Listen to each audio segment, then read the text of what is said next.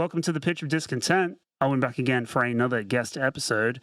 Very excited to have Mr. Chris Penney from Private Function in the studio. Hello, How sir. are you? I'm doing well. How are you doing? We're really good.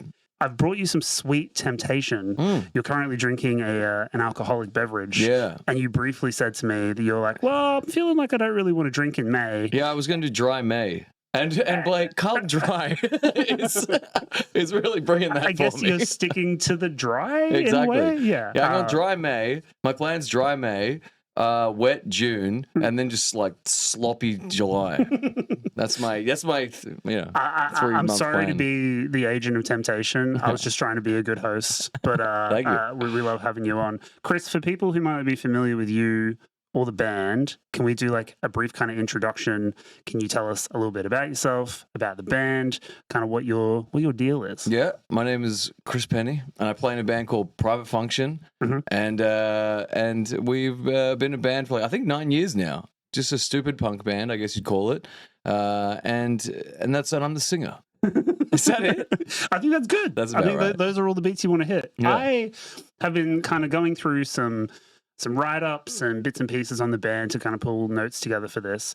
And I keep seeing people talk about Private Function as like a bad band name Ooh. or like a stupid band name. Yeah. And I just want to say on record, I fundamentally disagree. Yeah. And I think it's very smart and witty and funny. It's so good.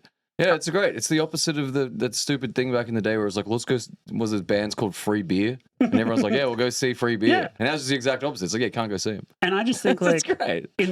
like if you listen to the band without knowing the name, right? Or if you just like walked into a venue and saw you guys like ripping a show, you would be like, oh, this band fucking rules.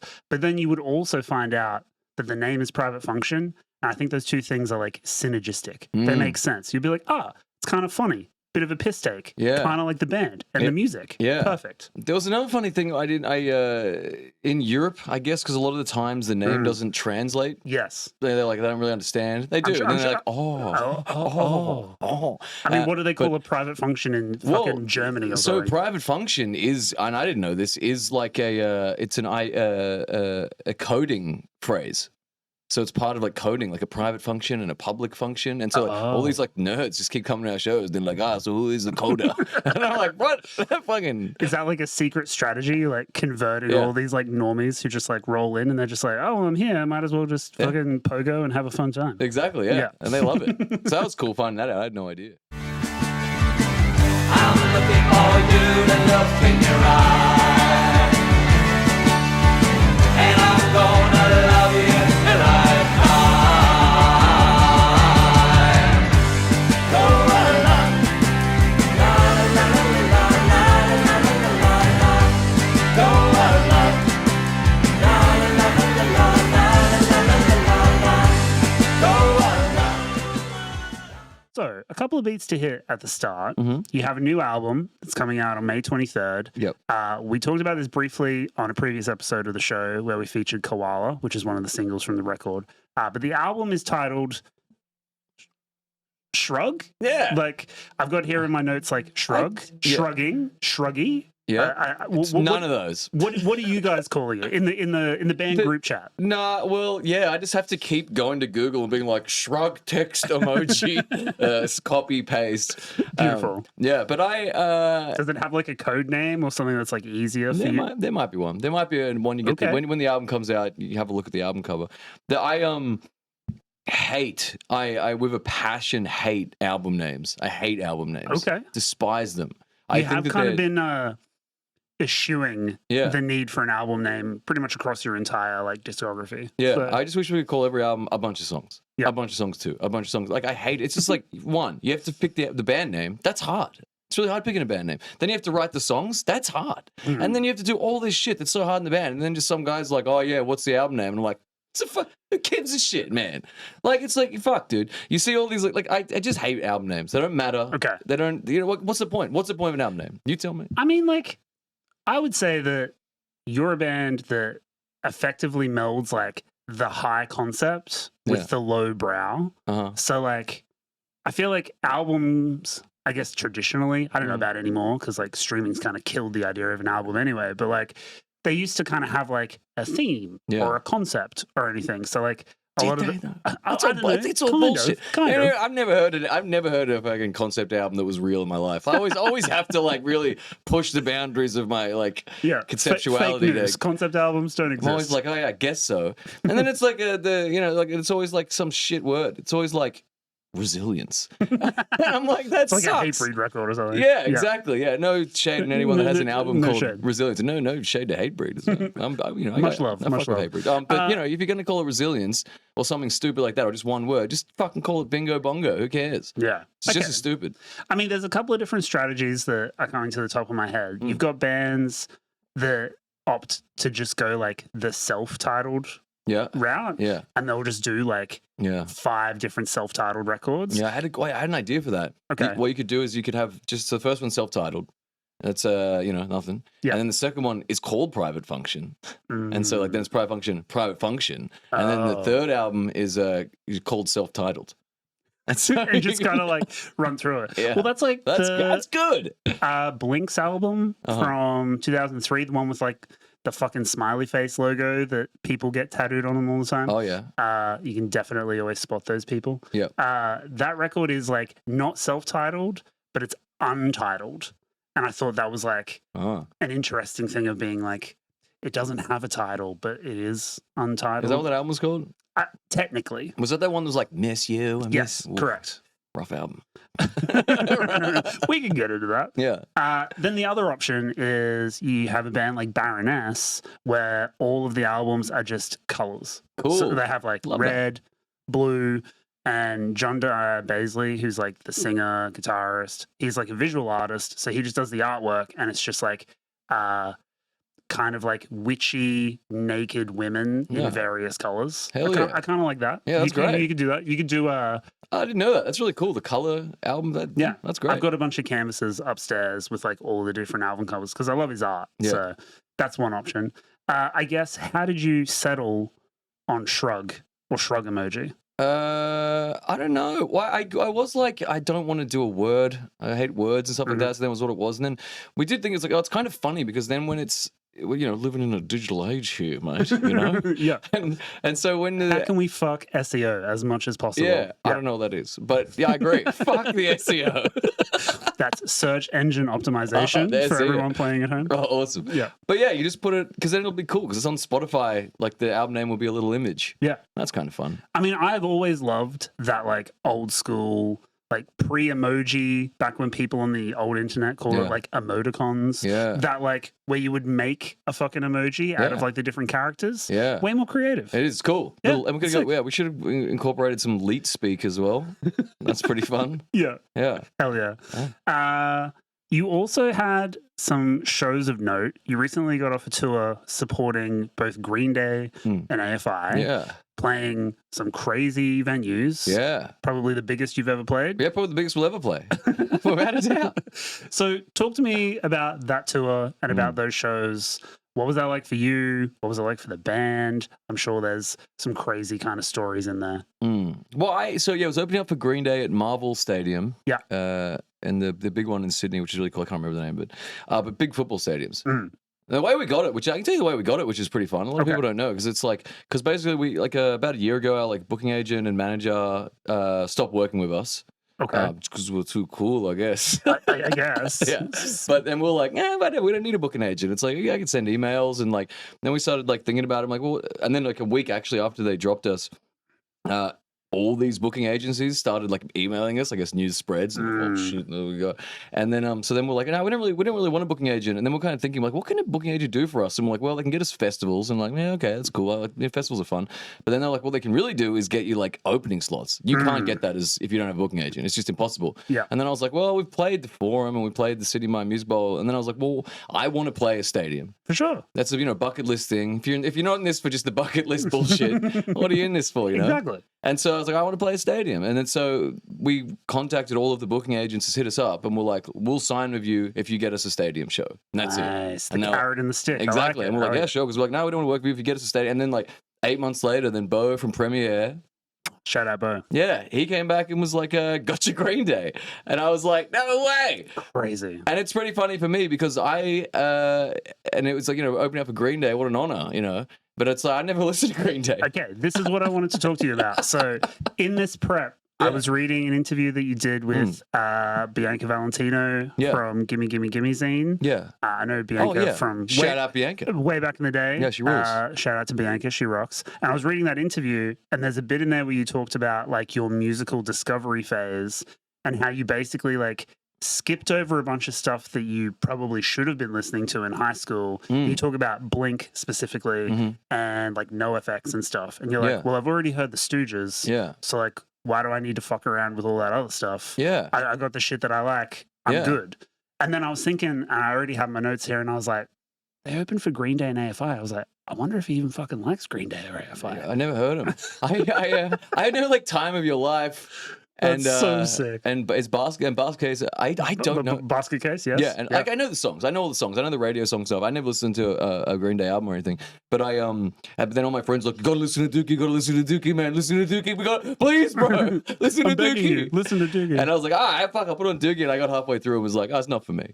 But I really appreciate them. Like I get it, and I really like it. And I love that people love them. Yeah. I think it's really inspiring. And the amount that they've inspired people, and like looking around at those crowds as well, and the people there, like really felt it. And I was like, oh, well, that's really nice. Yeah. You know, they're able to touch all these people like that. What were they like? Did you get to like meet them? I didn't even see him. Yeah. I didn't even see him. I figure on a show on that scale, like, you don't even get to like be in the same room as people like that. They've got like people behind people to make sure that like they're in their own separate little spot. Yeah. And which makes sense. I mean, they've been doing it for like 30 years or whatever Something it is. Like that, yeah. And so, I get it. Imagine me coming up and being like, hi, Billy Joel. Excuse me, Billy. Hi, Mr. my name's Piano Chris. Man.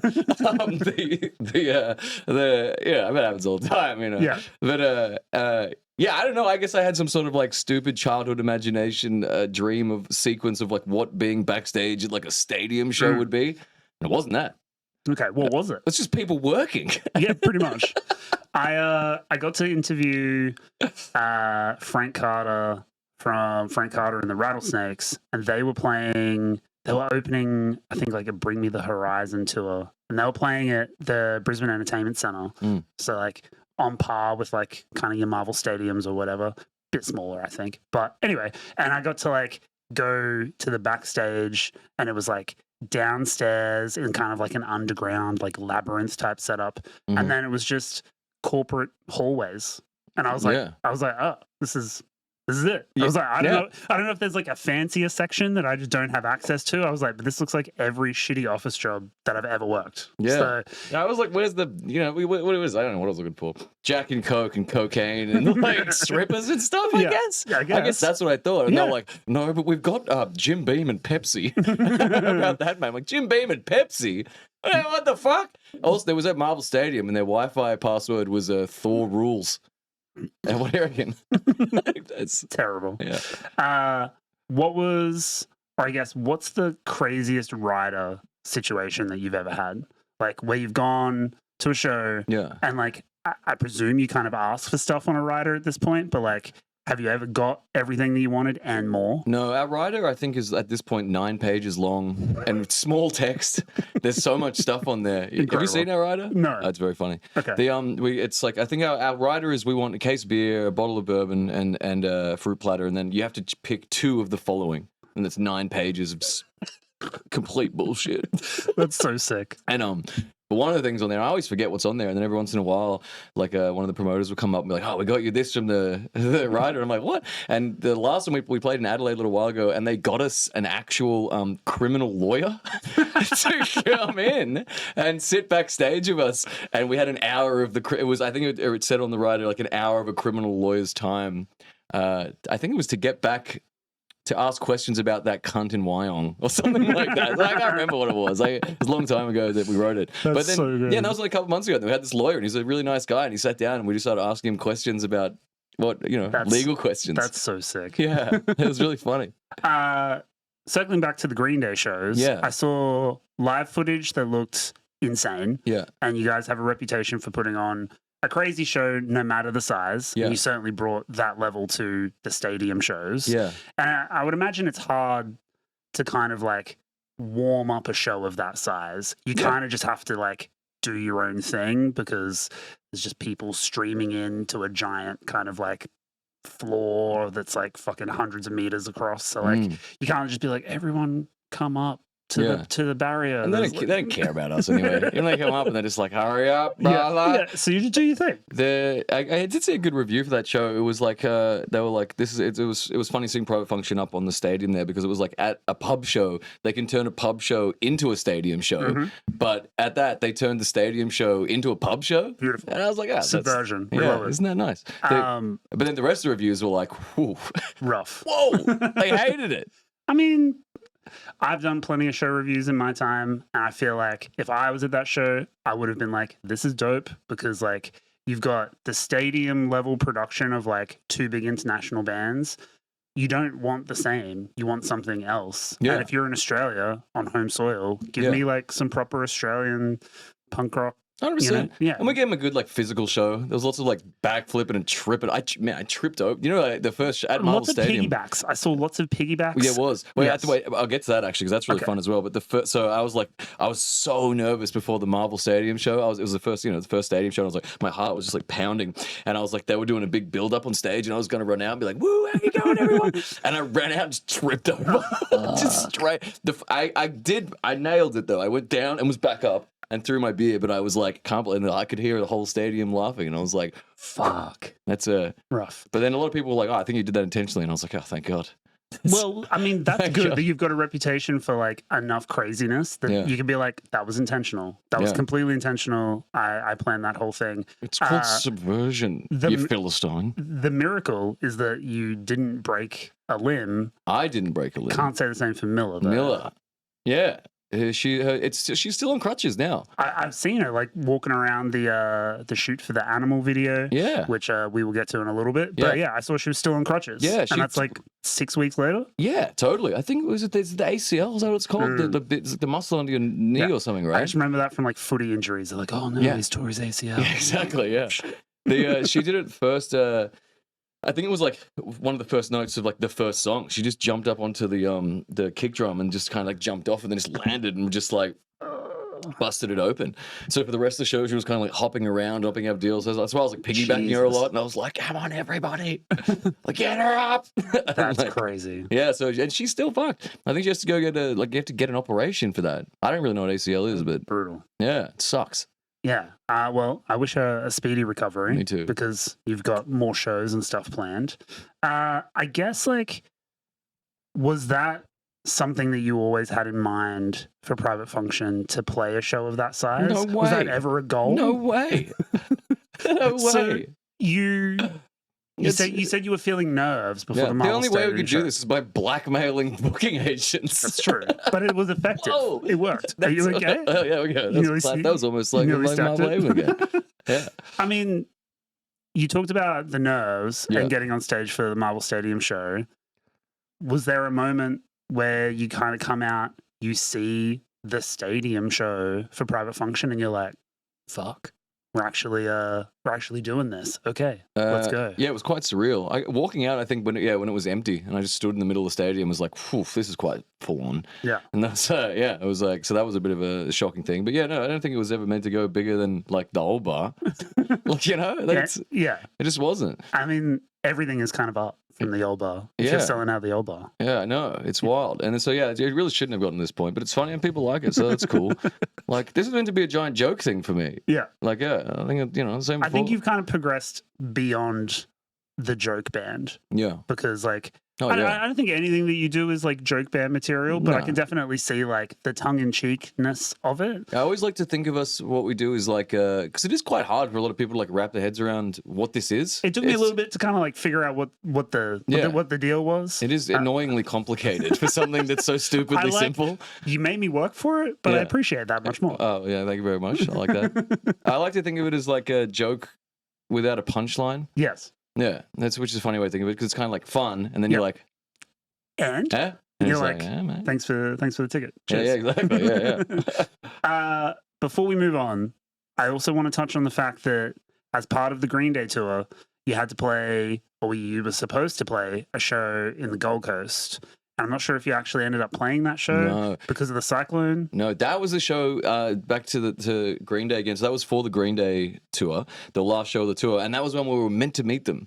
They'd organized a dinner and a photo op. And incredible. I know, but we didn't get to do it.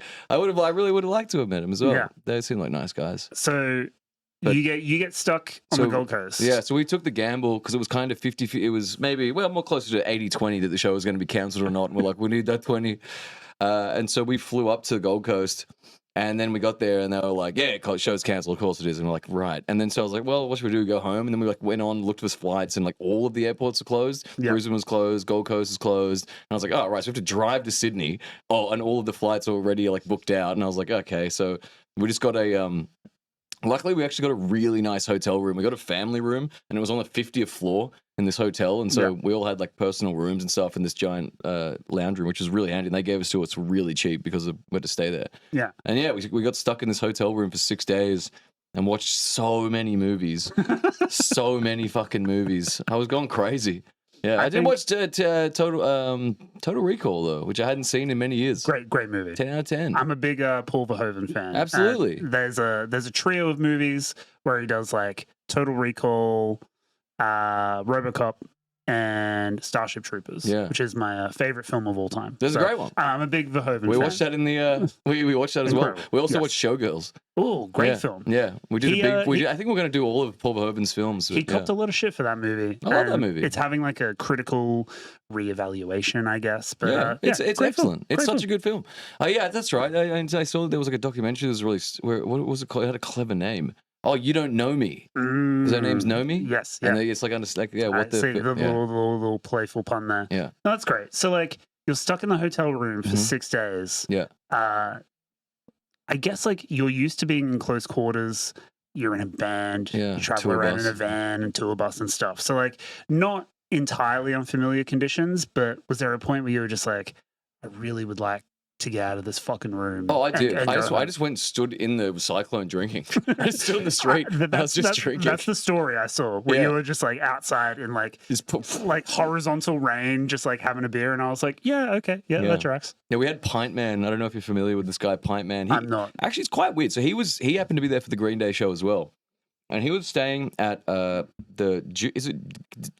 the casino on the Gold Coast? Jupiter's or something? The Jupiter's or Casino. Star, maybe it's Star City or something. Maybe it's the Star Casino. I can't remember. Whatever the big casino is on the Gold Coast, he was staying there. And then he got this piece of paper slipped under his door, and they were like, yeah, you have to be out of the hotel tomorrow. We're going bankrupt at midday. And he was like, what? And he was showing me the paper, and I was like, what? What does this mean? And he's like, I got kicked out. And so he got kicked out, and then the casino shut down. I don't know if it's reopened or not. That's wild. Yeah. I didn't hear anything about that. Well, he was saying that, apparently, there's a lot of reasons because a lot of casinos are going under. Sydney one's closing down, so all around the world. Lots of Las Vegas ones are shutting down. I heard that apparently it's because it's cashless society. Interesting. And so a big part of that is the money laundering, and then everyone's digital. The whole thing's a lot of less people are putting cash through. Okay, but last time I went to a casino, which is when I was in Vegas recently, the casino floors are almost all digital. You just do a fucking pay pass situation. You roll up to a pokey machine or whatever they call them, the fucking slot machine. Yeah. Tap your card, charge it with credit or whatever, and fucking off you go. So there is still cash going through, maybe just not actual coins. But I don't know that's interesting. Maybe less people are gambling? I don't know. Less people have, not less people. People have less, spare cash. Yeah. Because we're in a recession that no one wants to fucking talk about. But everyone's broke. Yeah.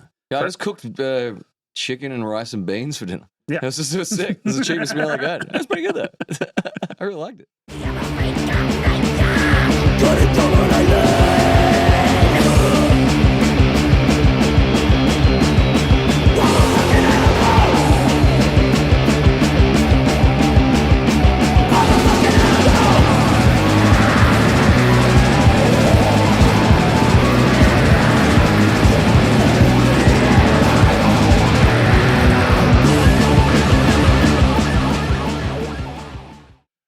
Let's talk about the new record in a little bit more detail. Sure. So your previous record came out in 2023. I can't pronounce the name of it. The last one? The last one. Okay, yeah. It's 370HSSV0773H. Beautiful. Is that it? Yeah, he fucking nailed it. Crushed it. Absolutely crushed it. Nice. Now, is that is that like a barcode? Is that like a scratchy code? What's the thing there? Well, do you not know what it is? I'm not familiar. No. Oh, you turn it upside down. Oh, I see. Interesting. I want a bit more enthusiasm. Okay. We're literally turning the music industry on its head here, Ron. I had not put that together, and I look foolish right now. That's so funny. I love that. That's so good. I will put some like shitty text on the screen and then like slowly rotate it so that everyone can have the same fucking epiphany as me. Brilliant. Thanks. What were the conversations like with you and the band as you're starting to put together material for the new record, Shrug? And how are you looking to kind of level up what you're doing with Private Function? Was there like a game plan, band meeting, or is it like just an organic thing that comes up with? Yeah, it's organic because it's more like, without sounding like a huge cunt, I guess like Private Function is as much of a band as it is like an art collective. Yes, if you want to call that. I hate that, but I mean, you know, it is what it is. No, I think that's sick. Yeah.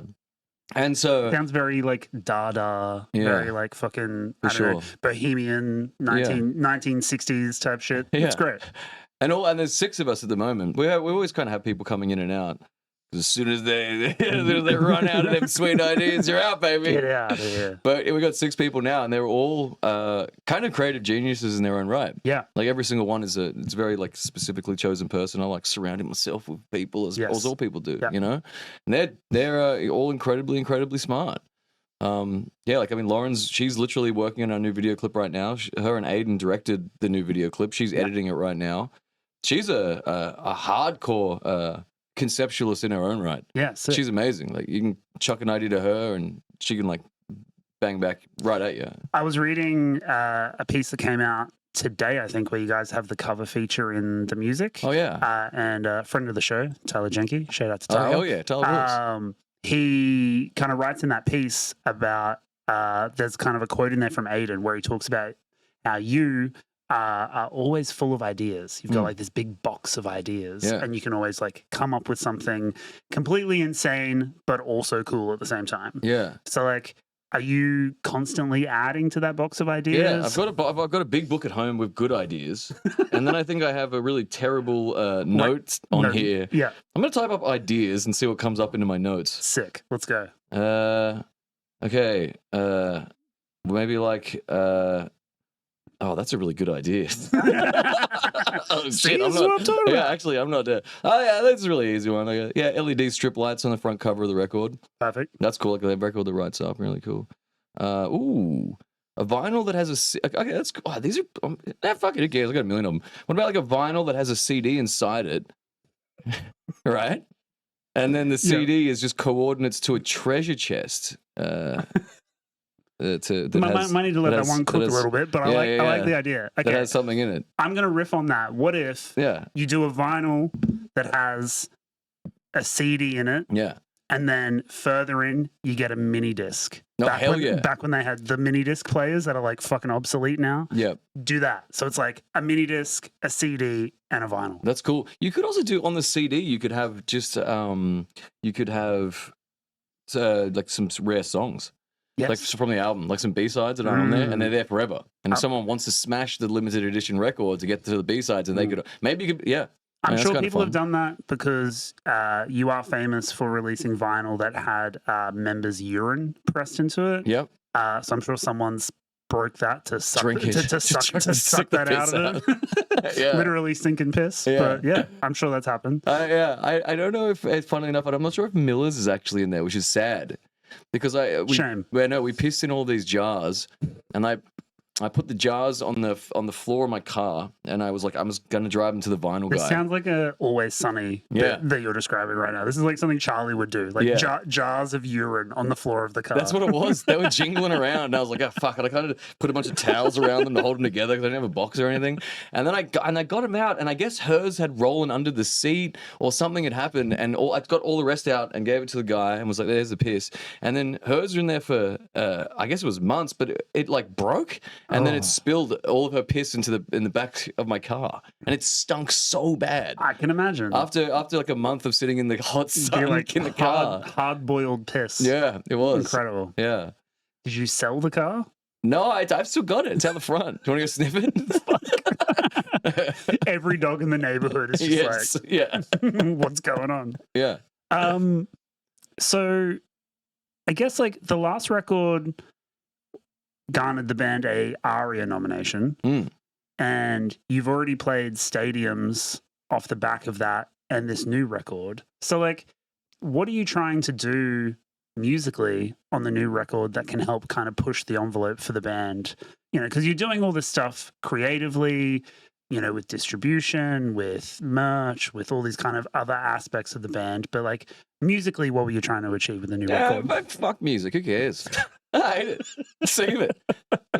Like, so much music. Now there's AI music as well, and so it's like, yeah, whatever. I heard, like, I've been listening to like radio recently, and then playing like AI songs, and I'm like, who cares about this anymore? And it's easy to write a song. I can write a song. Give me a guitar, I'll write your song. But the can Chat GPT write a private function song? Yeah, probably. Yeah, maybe. Yeah, but. You know, like, it's one of the things that I sort of try the least at. Oh, maybe I should probably try more at that, really, rather than anything else. That's probably such a good idea. That's probably the best idea.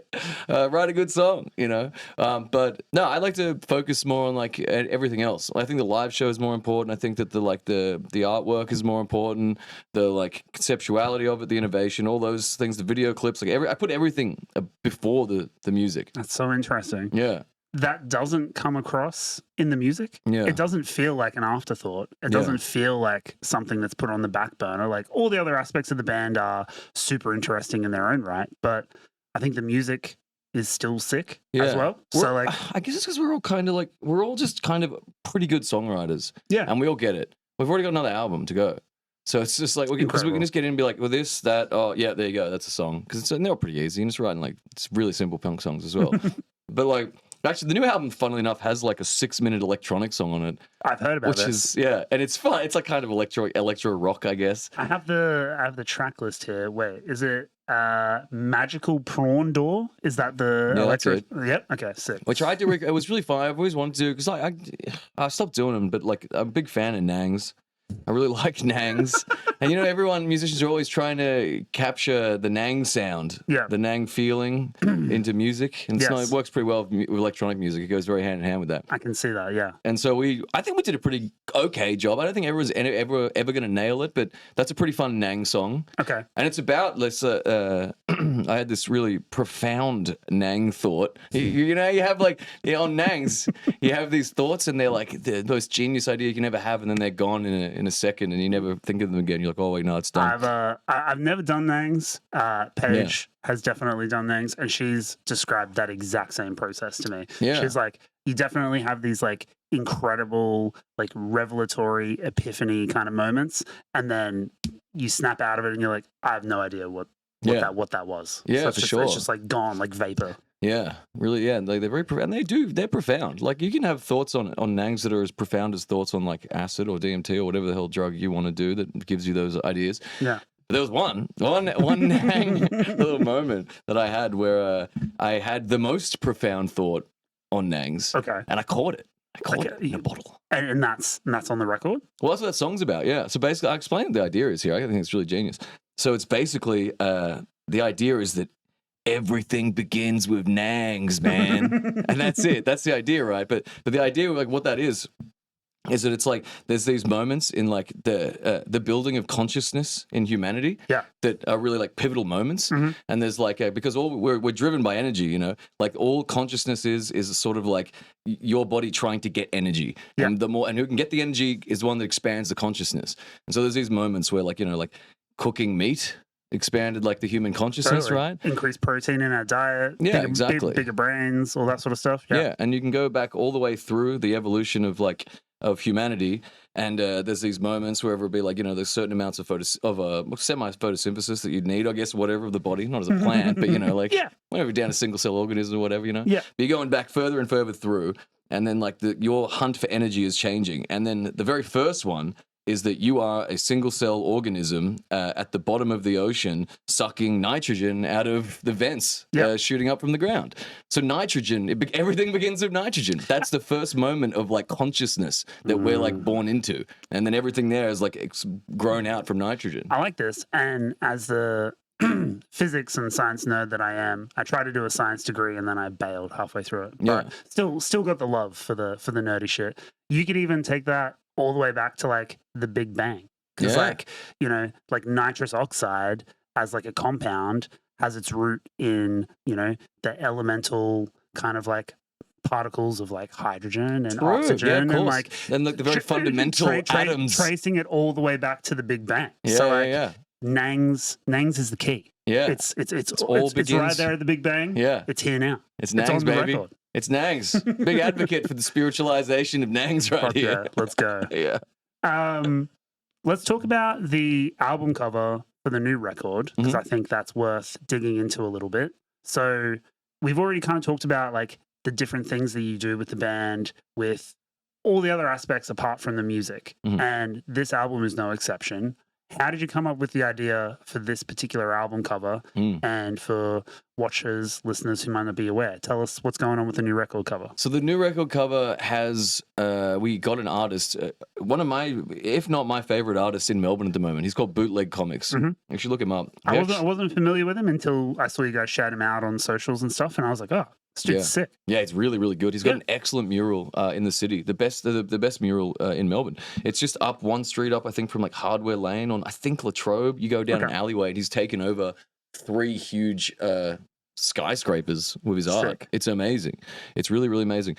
So we got him to, because the original idea I had was I wanted to try and do the actual world's first microscopic album cover, which is I wanted a tiny bit of art on the record sleeve. So just quickly, was that an idea that was in the notes app that we just went through? Yeah. Brilliant. Yeah. Because I really wanted to see how small, but it turns out it's a printing thing. Of course. You can't get the print that small. Unless there's, I the think you can. The human mind does not have limitations, Chris. Yeah. It's everything else that has limitations. Yeah, everything else sucks. Yeah. So I wanted to get that, like a really, really tiny album cover on a giant record, and you'd actually have to get like a microscope to like look at it and be like, oh yeah, I like this, which is fun.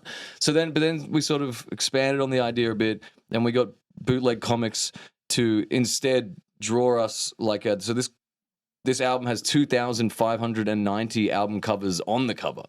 And so the album comes with a magnifying glass. It's technically not microscopic. Well, I don't even know. You're a science man. I mean, it kind of is. It's getting there. It's getting there for sure. I think like you could definitely like find a point where it's like micro to like macro or whatever. Well, I think so, because I don't think that technically you can see things with the eye and it's still microscopic. It's like, is it the process of looking at it? I have no idea. But I did very briefly look into this and looked for the answers that like suited my. You're like I have certain biases. Can I find facts to reinforce them? Exactly. Yeah. Which I do have everything. I'm like, yeah. That's why the world is the way it is, because everyone is doing that for everything that they want to think. It's great. And so the record has, and a testament to him, 2,590 hand-drawn album covers on the album cover. They're all hand-drawn, every single one. That's put together as well by him. I think he hand-drew them, scanned them, and then put it all together on Photoshop. And it's like, yeah, it's insane. It's a testament to humanity. Because we are on the doorstep of the AI revolution. We're almost there. And not that I give a shit about AI, really. I use it sometimes. My one bone to pick with it is that, like, it's not intelligent. Yeah. Like, it has, like, the veneer of intelligence. It like, soothes that portion of our brain where it's like, oh, I'm talking to ChatGPT and it has thoughts and feelings. No, it fucking doesn't. Yeah. It's just like regurgitating words back at you to make you think that it is. For sure. I would like to just, in this point of the conversation, put in that, like, if you, AI, are listening to this in the future, this is just what my opinions of you in the year 2025. Yes. Which is, I don't think that you're very good. I'm sure you're better now. Yeah. But the quality of it isn't very good. I mean, it's good for for workplace tools. Yeah. And I think but like all of the art and all the music and everything I've heard from AI isn't good yet. No, it's trash. Yeah. Paige has a day job. She works for a costume company, and she often has to like write like computer scripts and stuff to like do various tasks. Yeah. And she uses it to help like with the scripting process. Yeah, that's great. And it's really good at that. It's like, absolutely. I have this insert of code. I want this particular output. Yep. How do I do it? And it's like, you could try this method. For and sure. then she's like, yeah, that works. Or tweak this element and it'll go through and it'll tweak it. Like that kind of like very methodical rules-based thing. It's perfect for. Yeah, that's cool. Trying to make it do art is like fucked in my opinion, because that's human shit. Yeah, that's our shit. It just doesn't look good. No, Like it looks doesn't trash. sound good, doesn't look good. It just doesn't got there yet. Like, and people, but that's for what it is as like just a tool. It's good. I like it. I got time for it. Yeah, if the AI overlords are watching us in the future, we support you. Yeah. We love you, and don't send us to the fucking gulag, please. Yeah, techno gulag.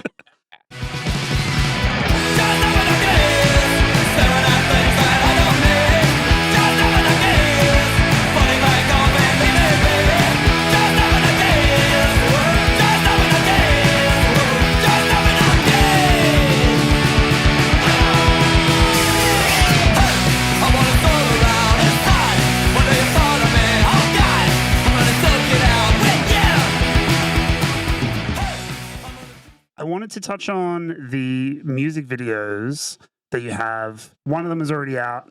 By the time I edit and put this out, the other one will be out. Mhm. Hopefully, looking to you, Lauren. Do the work. Yeah, Koala Yeah. is already out, and then Animal is the follow up, Mhm. and it is a continued narrative or Yeah. like one cohesive narrative. Yep. Is that something that you guys have done before? Yep. And what was the kind of reasoning for this particular version of it? Because I like the song Koala. Koala's our last. It's great. It's your Beatles song. It yeah. fucking rocks. Yeah, for sure. It's really nice. I'm a big fan of it. It's funny. I wrote it for my grandma. My grandma, she's got dementia right now in a nursing home. Oh, I'm sorry to hear that. She's old. It happens. But and she used to call me Koala, and so I wrote that song about her. I got her in mind actually when I wrote it, and then I called her last week, and I was like, "Hey, Grandma, I got the song Koala. Check it out. It's a really nice little love song." And then she's like, "What?" And I'm like, "Koala." And she's like, and I was like, "Oh, remember how you called me Koala?" And she was like, "No." And I was like, Oh, brutal. yeah. I was like, Fuck. dementia. And I was like, it's times like that when all you can, say is, fuck you, Grandma. Yeah. How dare you forget? Yeah, no. We had all these koala times and you forgot about them. Yeah, exactly. And so, but that's a really nice song. I'm happy that came out. And then the next one is called Animal.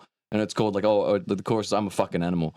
And so it's kind of like this funny little like duality between it's a really heavy song and that's a nice song. And it's the continuing storyline of this koala man character kind of thing. Yeah. Yeah, it's good. I liked because we reviewed the song on a previous episode of the show, on one of the roundup episodes. And what I liked is that the song is very like sweet and kind of upbeat. And then the video is like kind of like delightfully deranged because you're just like cruising around town dressed as a koala, and everyone that you run into is like conspiratorially like trying to like like capture you or like direct you somewhere. Yeah. So like, what's the reasoning behind that? Like, do you think they're Do you like? think that I have a paranoid streak? Is that your implication here, Ron? I mean, maybe that's what I'm getting at. I mean, I listened to the 3000 podcast. You're throwing out some stuff on there. Yeah. Some stuff I definitely agreed with. Like, I've had a Mandela Effect moment. And Oh, you have? We need to talk about Yes, that. let's talk about the Mandela Effect. Because what's your Mandela Effect moment? So mine is like pretty mild, and it's like the popular Reddit one. It's like the whole like Berenstein Bear thing. Yeah. So like I remember seeing that as a kid, and it was definitely spelt the way that it is spelt in like our fucking timeline or whatever. Yeah. But then the more I was like reading about it, and people were like, nah, it was definitely spelt a different way, and there was like a different song. And I was like, well, maybe they're right. And I was like, maybe I've remembered it wrong. Yeah. And it started to have me like second guessing my own kind of like memories of stuff. Yeah. And then I was like, is that the point? To just make people like slightly fucking paranoid and insane about their own memories? Well, see, my thing was because it was Maloney, right? From the Yeah, 3000. yeah, Maloney. So Maloney, Shout out to Maloney. Shout out Maloney.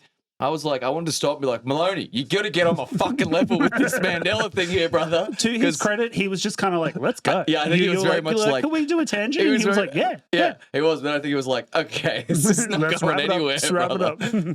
up. my whole thing with this, right, is that like, because my one is the Shazam one. Yes. So there's a movie called Shazam that has Sinbad in it. Yep. And my whole thing with Mandela effects, I don't give a fuck about them. I don't really think that they're real, and I don't care. But like that one, the thing for me is that I clearly remember that. I remember everything about it. I remember that it was a rainy day. I was walking with my mum to the video store. And I walked under a construction site hoarding at the time. We got to the video store, and then I was like, there was a poster for Shazam, and I was like, Mum, who's Sinbad? And she was like, oh, I think he's an American comedian. And I was like, oh, okay, cool. And I was looking at Shazam, and I was like, oh, and I can't remember if I hide it or I didn't. But that's it. And that's really weird. Like the reason I find that really weird is because like that's such a real memory for me. Yeah. And that it's not real, but it's everything around it is there and built into my mind and will be there forever now because of this. Because even them talking about that has created this in my head. Yeah. But like the thing is about that one specifically is like me asking like, hey, who is Sinbad? Because Sinbad like did not exist in Australia in the 90s when I was a kid. There's no reason why any of this should have existed in my mind. Yeah. And so I want to know like, so what this means fundamentally, this is what I'm getting at here, right? Is that like there is a way, and it has happened, that you can implant memories into people's minds. Because that's what's happened to me, and that's what's happened to hundreds of thousands of people. And that is a weird thing. The thing I'm getting at there is I want to know what the science is for that. Like, So- how has this happened? Is it the power of suggestion? Is the mental? Is the mind just malleable? Like, what is the actual science behind hundreds of thousands of people having the same collective memory that isn't real? So I watched your chat with Maloney. Yeah. I was particularly activated by this line of thought, and I was like, I'm going to get Chris on the show, Yeah. and we're going to talk about this because I think I can help you out. So, two things: human memory is like notoriously dog shit, and Paige is a big true crime girly. Yeah. And the thing that they go over and over again on like all those true crime docos is that like you can have 10 people witness like an accident in like an intersection or like a crime, and it can be in broad daylight. Everyone can see it, and they will have completely different interpretations of what happened, and they will have different memories of people who were involved, who was where, and whatever. So like it's notoriously difficult to kind of like trust witness testimony to recreate particular events. Like they still obviously use it for like crime and law enforcement, but the point being that like our memories are kind of like infallible to a point. And then the other thing is that like it is very easy, and I would say it's like very well known how to like suggest things to people and to kind of like encourage and point them in a particular direction. Yeah. There's a documentarian, I'm not sure if you know him, Adam Curtis. Love him. I'm a big fan of Century of the Self. I was just about to bring up Century of the Self. Oh, So yeah, like nice. I was thinking about that when I was listening to you, because like he talks about Eddie Bernays, who was like the nephew of Freud, and basically used like psychoanalytic theory to sell cigarettes to women, and like associated them to like masculinity and like phallic desire and just like being a bad bitch. It was like, you want to be hot, you want to get men, smoke cigarettes. And everyone was like, okay. I love that. I think they should genuinely show that to every, I don't know, year 7 student in school. It's one of the most important documentaries ever made. I'd like to know if it holds up. I haven't watched it in over a decade. I watched it recently, and I thought it was quite good. And I think it really does kind of just like elucidate how powerful like PR and marketing, and because that he essentially like created that whole industry. He like the US government came to him and were like, hey, we really want to get into World War One. We feel like we're getting like gypped out of the action here. So can you tell us how to get people to be excited about getting into World War One? And he was like, I got you. And then was like manufacturing different pieces of PR to like put into the media so that it would drum up like anti-German sentiment, so that people were like, we should get into World War One. Yeah, I love that so much. I do want to take a step back here because I don't think that your explanation answered my questions. Though. Okay. This is Maloney all over again. I just think that like, well, okay. So at what point were these ideas put in? I don't think there is any nefarious. Oh no, I'm not actor. saying I'm not saying it's nefarious. I think we're doing it to ourselves. Yeah. I think. Do you think that's what it is? I think like. Do you think someone started? It began like someone's I think false like, memory, I guess. Well, most of the Mandela Effect stuff runs all the way back to like the early internet. Yep. And no one is really talking about events prior to the invention of the internet. Mm-hmm. And I think the internet is the locus and kind of like the beginning of all of it, because it's when like traditional monoculture starts to like separate. And instead of people all getting like points of truth from traditional media sources, suddenly it's the internet, and anyone with a blog and a domain can just like write whatever shit they want to write. And it looks kind of as legitimate as anything else. I don't know about that. I think that they might have existed before the internet. I mean, I could be wrong, but that's kind of how Didn't that Marilyn Manson guy get out a rib to suck his own dick? I definitely heard about that in school. Yeah. But I mean, but like there's got to be, I mean, surely there's just like collective falsities of like reality, right? That before the internet, of like the people remember, or people like, I mean, also just writing history. What's that whole saying? That those who write history writes the history? I believe that is the saying. Yeah. Like that, No, you're completely right. Like there are elements of our reality in various ways, culturally, physically, socially, that are like constructed. And we definitely like assign truth to particular people and particular events over others. Who gets to make that decision? Debatable. Yeah. But why? But I said that last thing here. No, how is there hundreds of thousands of people that all have this same collective memory that isn't real? Like is like that's, it's not, a couple of people watching a car crash, or it's not, it's like this, like that, which did happen, but it's like hundreds of thousands of people all tricking themselves into believing this thing that is very, very real in my head. Yeah. That, this isn't some throwaway weird, like this is very much in there. And I think it is for a lot of people as well. But I'm like, at what point did this happen? Like when like this is, and there is a sort of scientific anomaly that has happened here. And I want to know if people are like looking into what this is. I mean, I can't answer that. I'm sure that there are people that are looking into it and that would want to look into it. I don't know. I feel like it's something that is like generated by people, and I feel like regardless of like what the memories are, I feel like people just have a certain tendency to like be agreeable to a point, and will be like, oh no, I think I remember that, or I think I remember, this particular show or this particular thing. And then the brain and the mind is very good at kind of like getting into a loop and just like reaffirming that. It's not to say that memory didn't happen. The memory feels real. It's just as real as any other memory. But can that happen to hundreds of thousands of people? Like I understand that it happens to one. The scale is concerning. Yeah, that's what I'm getting at here. That's the scale of this is. That's the whole thing. It isn't just one person's like false memory. It's like worldwide. I mean, look, we're not going to solve this right now. That's true. But I will say, can someone listening, like, can they help? Can we please figure it out? I do think it's the internet. And if someone does figure it out and it turns out that it's like dial-up modems that ended up doing this to people, then I will feel vindicated. Yeah, that's cool. But yes, I'd love to know. I just would love someone to help me out here.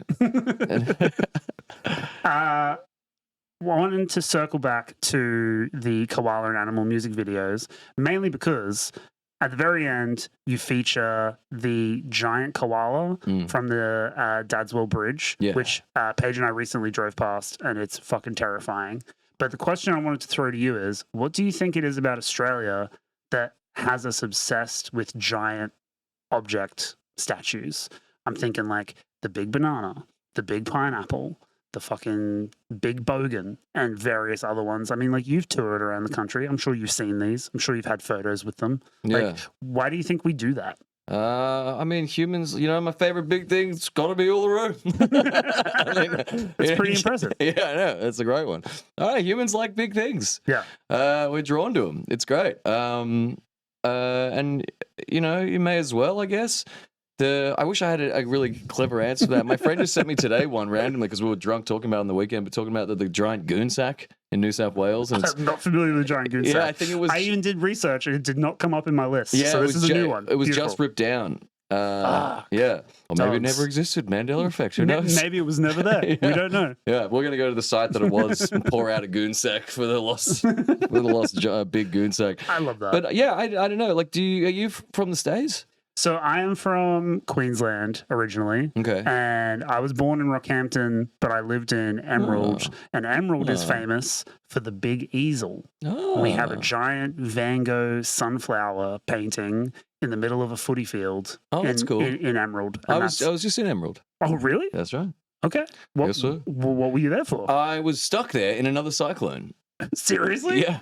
Yeah. Fuck. The last 3 times I've been to Queensland, I've gotten stuck in a cyclone. Damn. Yeah, 100%. That's bad luck. Yeah, and it was in Emerald, and I stayed there the night down the street from one of the pubs, and the whole highway went underwater. Yeah, it's notoriously flood prone. Yeah. And the Nagoa River there floods like pretty much regularly. The whole town goes underwater. Yeah. Kind of shit. Yeah, totally. It's great. Is it the Bruce? Yes, it is the Bruce Highway. And my grandma lives in Yeppoon. Oh, Yeah. that's where Paige's family lives. Oh, true. That's why I Yeah. go up there to see her. Nice. That's why I was there recently. You know, she's in a retirement home up there. Yeah, right. Yeah. I highlight the big easel just because I think it's really funny. The like local lore about it. So it was very controversial when they put How it in. big is it? It's pretty big. It's Hell yeah. like 50, 60 meters tall. Like, nice. It's pretty big. That is pretty big. And I can just remember like the local council were like, this is going to bring tourists. It's going to be great. Mm. And then everyone was like, but why the fuck would you put a Van Gogh painting in the middle of this like mining town in the middle of Queensland? Like it doesn't have anything to do with us. Like if you had like the big miner or Yeah. like the big drag line or something, like maybe that would be more relevant to the town. Yeah. And then they were like, no, we swear this will be good. And then fast forward to when it gets revealed that it was like pitched to them by this artist, and he actually like double dipped and he sold the same easel to another small town in Canada. No way. So like now there's just like 2 of the same thing on other sides of the planet Whoa. because this guy was just kind of like, yeah, I can fucking sell 2 of these. Let's go. Ah, so we have an like Antipodean relationship with Canada now? Is that Antipodean? I love that. it? Antipodean? Yeah. Antipodean? Yeah. Is it the other side? Yeah, antipodal. Yeah. You're right. It means the other side, right? Yeah, Or something? correct, yeah. Right. Cool. That's awesome. You just busted that out, just riffing. That was great. Yeah. That's cool. Well, because I think I was in Canada, and Canada does seem to have a couple of big things as well. I remember, which is funny. I remember driving into town because like we lived outside of town. And I remember like they would always have billboards that were like, welcome to Emerald. And it would have like a big sunflower on it, which I guess is why they thought the Van Gogh thing would make sense. And it would always have like Sister City. Ooh. And the Sister City was like some random town in Canada. Nice. No matter how many times I drove past it, the name has not stuck in my fucking brain. So like I don't know how effective that was for local council. But maybe Cool. it's in the Sister City. I don't know. Yeah. But we have just like a shitty copy of the easel on the other side of the world. That's awesome. I love it. All right, let's kind of wrap up here and then we Sure. can get into the bonus round stuff for Patreon. Yep. I guess you got the album release coming out May 23rd. May 23rd. You have some shows in Europe. Yeah. What's Well, up? we're going to go on an Australian tour. Okay. That'll be announced tomorrow. So we're going all around the country in Nice. June. Can't wait. So yeah, like just Melbourne, Sydney, Canberra. We're going to Beechworth, which would be fun. Sick. So just doing a little Australian tour, and then heading over to Europe in July, which is very, very fun. I can't wait. I got confused here because I was like looking at info. I was like, oh, what do they got coming up? I kept seeing like rodeo. Yeah. And I was like, in my head initially, I was like, yeah, I could see Private Function playing a rodeo. That makes sense. Yeah. And then the more I looked, I think it's just festivals that are named rodeos. I think there's one. Well, at least there's a couple. But There's this- at least 2 that I yeah. saw. Well, they asked. They look German, so yeah. I didn't dig too far. I was just like, oh, sure, the Germans are doing a rodeo, whatever. Like, Yeah, that we're makes sense. playing in one of them with the pistols. Nice. Hate the government, love the pistols. That'll be funny to see them. Back to Frank Carter there. Yeah. But they do. That word does come up. It was funny when I was doing an interview in Europe recently. They asked me a question and it stumped me a bit. They were like, "Why do all of your bands all play in hotels?" And I was like, "What?" And I was like, "Oh, right, yeah, it's a pub. That's funny." Yeah. I never thought about that. Weird. Yeah, Maybe yeah. that's like a European thing. They're like, all of the venues are like old like theaters and stuff. So maybe they Yeah, don't yeah, have, a lot of them are they don't theaters, have yeah. like the pub, Yeah. the pub venue. Yeah. We always Interesting. play in super strange places in Europe. I love it there so much. I really, really love it there. Yeah, we're playing all kinds of. It's really fun playing there because, like, I don't know what I've been to all the pubs in Australia. You know, I know what's going to happen. I know everything about it, but there's such a question mark. My life like totally changes because I'm just in a car, some guy's driving, and then like it's like, okay, where are we going? It's like, all right, we're at a theater today. It's like, nice. Then it's like, oh no, we're at a beach shack today. That's what we're playing. I'm like, nice. And it's just like at a squat, and I'm like, whoa. And then a giant festival, and I'm like, I got no idea what's coming next. I love it. That's so sick. Yeah. I had the band Frail Body on the show last year. They're like a screamo band from the US. and one of the guys in that band was filling in for Blind Girls, Mm-hmm. the Australian band, and they were touring around Europe. And I was like watching all the stuff on their stories, and they were just playing in the craziest looking venues, like a squat 1 minute, and then like a beautiful I don't know, 15th century fucking art house or something. And I was just like, man, Screamo's crazy. Like you could just play anywhere. Yeah. That's so sick. Yeah, it's awesome. I love it. I can't wait to go back. I love it. I'm considering moving to Spain. Nice. It's gonna be maybe next year, maybe the year after. I'd love it there so much. I want to live in Madrid so badly. It's such a beautiful place. I just want to look at beautiful things. I'm fucking sick of looking at just boxy grey buildings everywhere.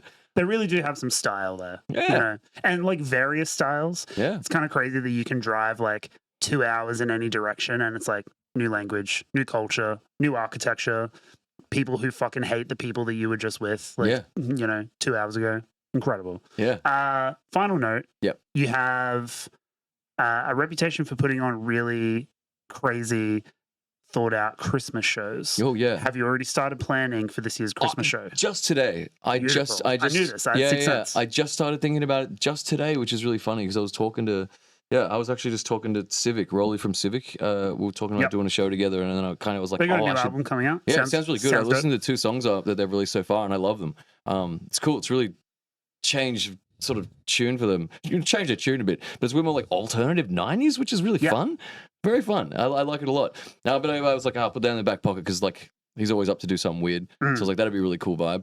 I really liked one of the last ones though. I don't know if it was 2 years ago at the Evelyn. Okay. We did this show it was a Christmas show, and we played one song, and we played the song, and then I was like, we'd like to bring out a special guest, and I was like, ladies and gentlemen, would you like me to bring out the Grinch?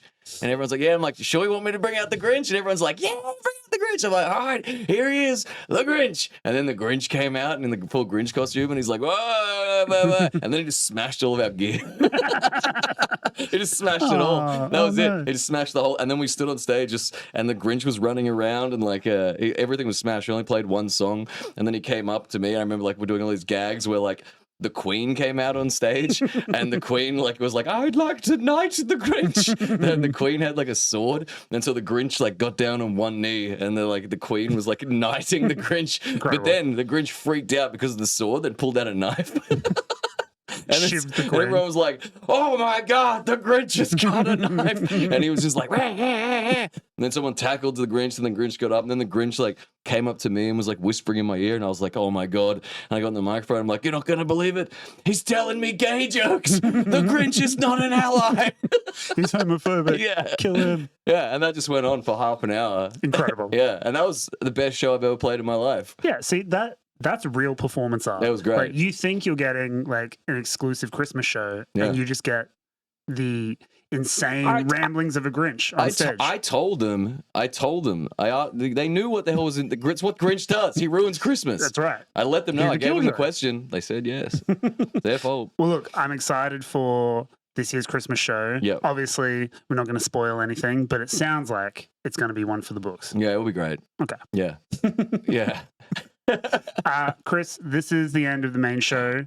Thank you for having me. Thank you for coming on the pod. Thanks so much. We're going to rip into some Patreon stuff. If you'd like to watch that, go to the Patreon, patreon.com/tpdpod. We'll be talking about cover songs. Love it. Let's do it. Mwah. See you later. Hello, Owen popping in to say, please sign up for the TPD Patreon. This is what helps us keep the lights on and keep the show going. The link is at the bottom of your screen right now, patreon.com/tpdpod. All of our patrons get exclusive access to Side B of our roundup episodes, so you get a few extra tracks, as well as our feature album discussion and the full show experience. Our patrons also get exclusive access to behind-the-scenes, off-the-cuff chit-chat from all of our guest episodes. But the patrons are the ones who make all of this happen. For as little as $5 a month, you can sign up to the TPD Patreon, and it really helps us out, really helps us keep the show going. So shout out to all of our patrons, shout out to our executive producer patrons, you're the real ones, and thank you so much for watching the show.